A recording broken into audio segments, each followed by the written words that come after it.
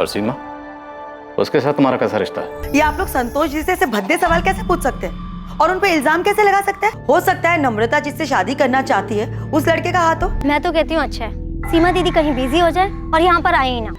अब मैं 20 साल की हो गई हूँ, मैं अपने सही गलत के फैसले खुद ले सकती हूँ। नम्रता ऐसा कह रही थी, पर अम्मा क्या नम्रता उस हिमांशु के साथ मिलकर ऐसा कुछ करेगी कि बुआ?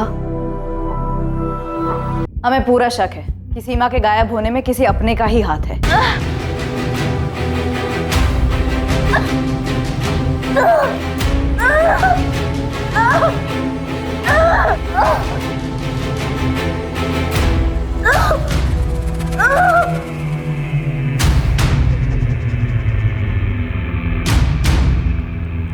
मैं क्यों अपनी दीदी के साथ कुछ करूंगा? अरे आप लोग क्या बात कर रहे हैं? मुकेश तो अपनी दीदी के सामने भीगी बिल्ली बनकर रहता है। लेकिन सर 21 मार्च को मैं यहीं गांव में था। और आपके पास सबूत क्या है कि मुकेश ने यहाँ गांव में बैठकर कुछ कराया हो? सबूत तो फिलहाल हमारे पास तुम्हारे खिलाफ भी नहीं है, इसीलिए पूछताछ बोल रहा हूँ। वजह किसके पास नहीं है सर? सभी तो सीमा दीदी के थाक से थक चुके थे, खुद यशवंत जीजा जी भी। सब पर रात चलाती थी वो। ये क्यों नहीं बताया यशवंत जीजा जी ने आपको? सीमा, कभी कभी तुम्हारा दूसरों की जिंदगी पर हावी होना दखल अंदाजी की हद तक चला जाता। अगर मैं फैसले लेना बंद कर देती हूँ तो सबकी जिंदगी बिखर गई होती अब तक। दूसरों के बारे में फिक्र करना अच्छी बात है।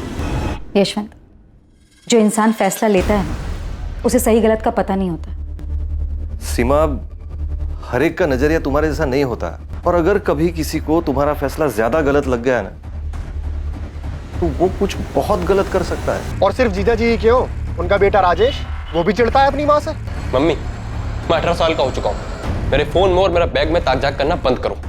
मुझसे इस तरह से बात करने की हिम्मत कैसे हुई तेरी?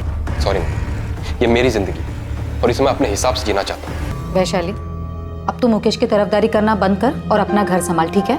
तुम समझती क्या हो अपने आप को दीदी? किसी भी बात पे मुझे ही ताना मारोगी? वैशाली, तुम्हें सही गलत की परख नहीं है।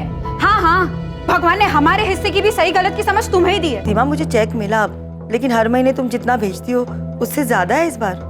कितना ख्याल रखती हो तुम हमारा?